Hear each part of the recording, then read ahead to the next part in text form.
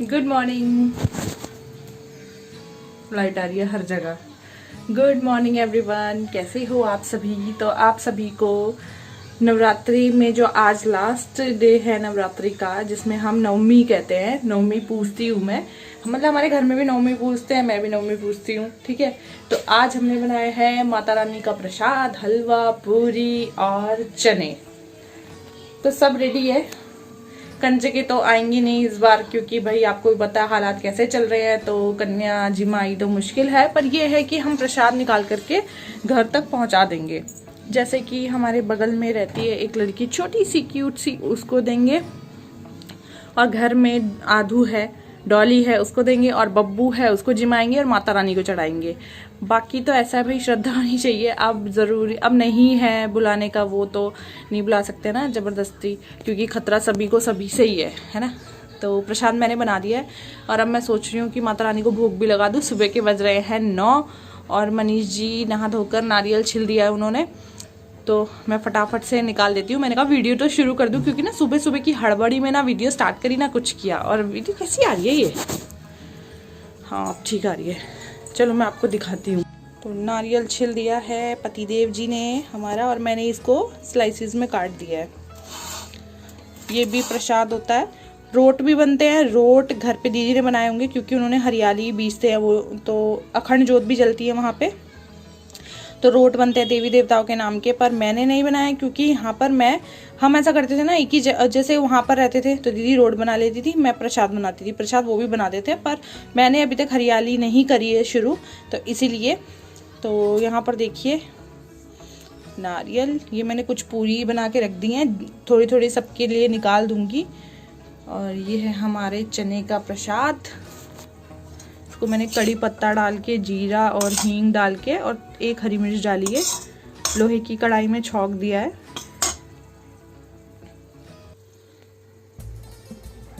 और ये है हमारी सूजी। ये सबसे पहले छौंकी थी मैंने, क्योंकि सूजी को छौंकना इजी होता है। तो ये अभी थोड़ी सी ठंडी हो चुकी है, इसको 1 घंटा तो हो ही गया है बने हुए। इसको मैंने अभी बनाया आधा घंटा पहले, और पूरी तो खैर अभी 5 मिनट ही नहीं हुए उतरे हुए, तो पूरी गरम गरम है। तो ये माता रानी को मैं चढ़ा देती हूँ प्रसाद। और गाय माता की भी मैंने निकाल दी है, और खांदे की भी मैंने निकाल दी है, ठीक है। बाकी जो जो खाएगा मैं तब बना दूंगी। तो ये माता रानी के प्रसाद के रूप में मैं चढ़ा के आ जाती हूँ, ठीक है। सारांश की प्लेट मैंने लगा दी है, कम कम इसे रखा है क्योंकि इसकी तबीयत ठीक नहीं थी, ये बैठ गया है। ये लो बेटा, थोड़ी सी इसलिए क्योंकि अभी आपको वो हो रहा था ना पेटू में दर्द, इसलिए। जब खा लोगे फिर और दे दूंगी, ठीक है। सारी कढ़ाई दे दूं? कढ़ाई उठा के दे दूं? पहले ये तो फिनिश करो, फटाफट से फिनिश कर लो, फिर और दे दूंगी, ठीक है। अरे मिल जाएगी भाई, कूकू ना कर। आशीर्वाद तो दे दे मम्मा को। अरे दे दे, जोर से बोलो, सुनाई नहीं दे रहा। मैंने सारी नहीं दी। और दे दूंगी बेटा, दे दूंगी, आप खाओ तो सही। लो जी लौकड़े महाराज जो हमसे नाराज हो गए क्योंकि हमने सारी नहीं दी। खाओ खाओ।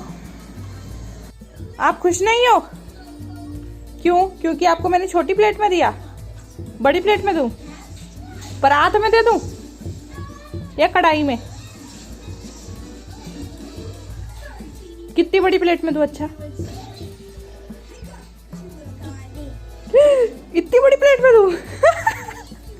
ठीक है अभी लाती हूँ। कितने? ठीक है।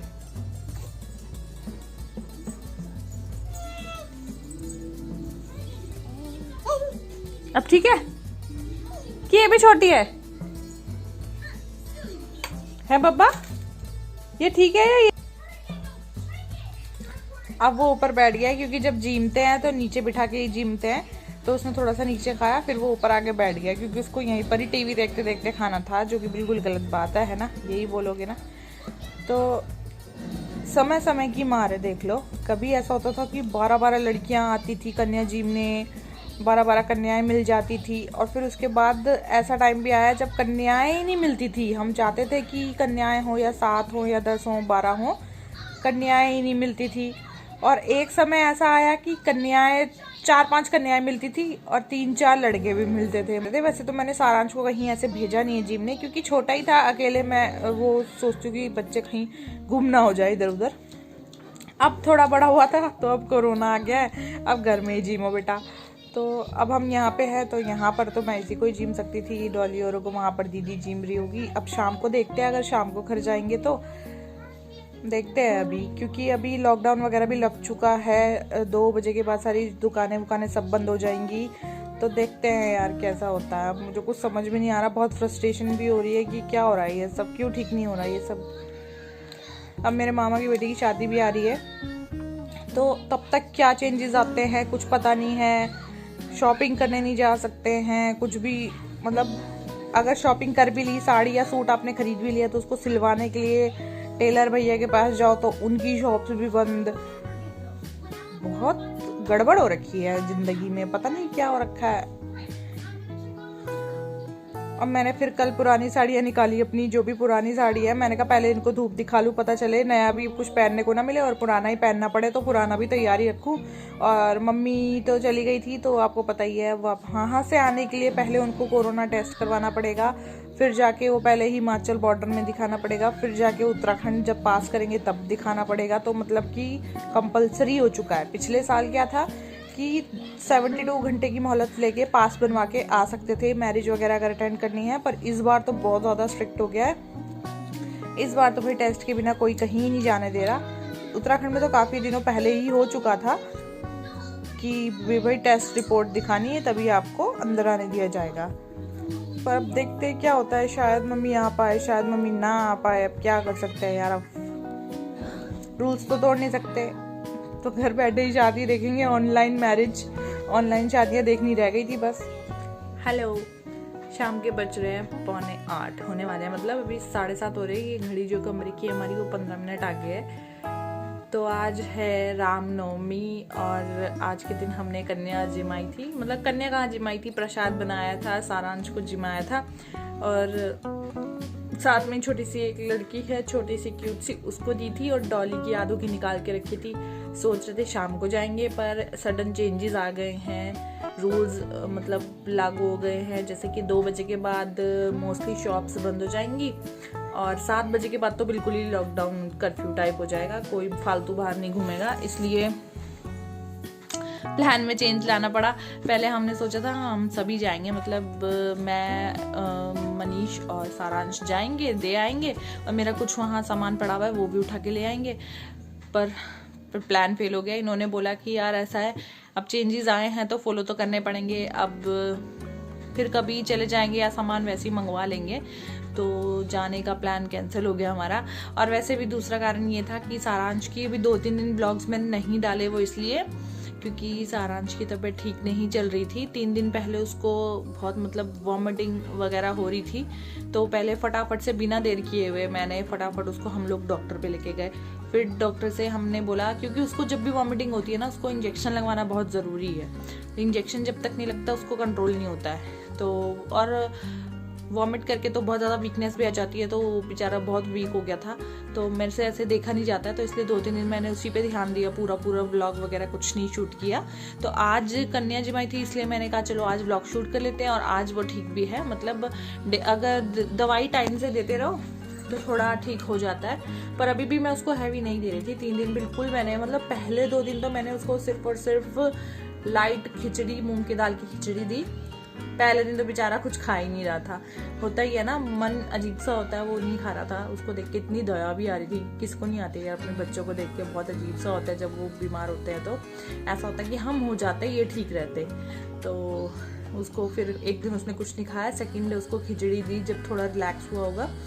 और फीवर भी हल्का फुल्का चढ़ रहा था, क्योंकि इन्फेक्शन है अगर पेट में तो हो ही जाता है, फीवर भी आता ही है। तो डॉक्टर ने बोला था इन्फेक्शन जब तक ठीक नहीं होगा तो हल्का फुल्का इसका टेम्परेचर बढ़ा ही रहेगा।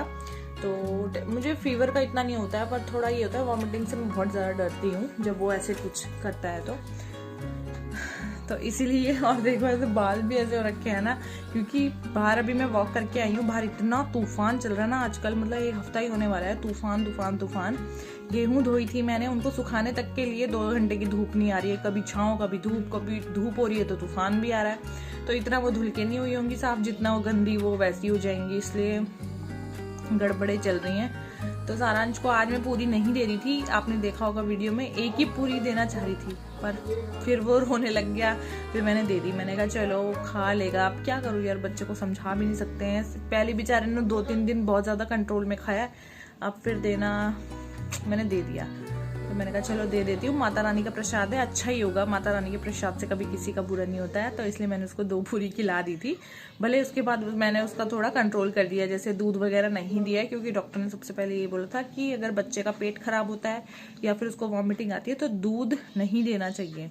तो अब वो बड़ा हो गया इतना कि बिना दूध के भी रह लेगा 2-3 दिन, ऐसी कोई बड़ी बात नहीं है। तो इसलिए मैंने उसको दूध नहीं दिया, और अब दूध ना देने से थोड़ा ठीक है, क्योंकि दूध से ना हैवी भी हो जाता है। तो यही था आज का व्लॉग, थोड़ा सा बोरिंग भी था, क्योंकि सब कुछ अब बंद हो ही चुका है, अब घर में ही रहना है, कुछ एक्स्ट्रा कुछ कहीं जा नहीं सकते, कुछ कर नहीं सकते हैं। तो इसीलिए मैंने कहा आपको इन्फॉर्म कर दूं कि आगे मैंने क्या किया, दिन में ऐसे ही छोड़ दिया था।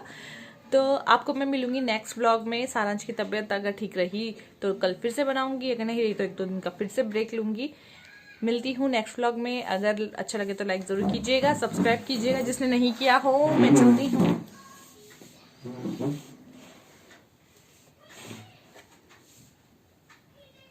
चलती हूँ, बाय बाय।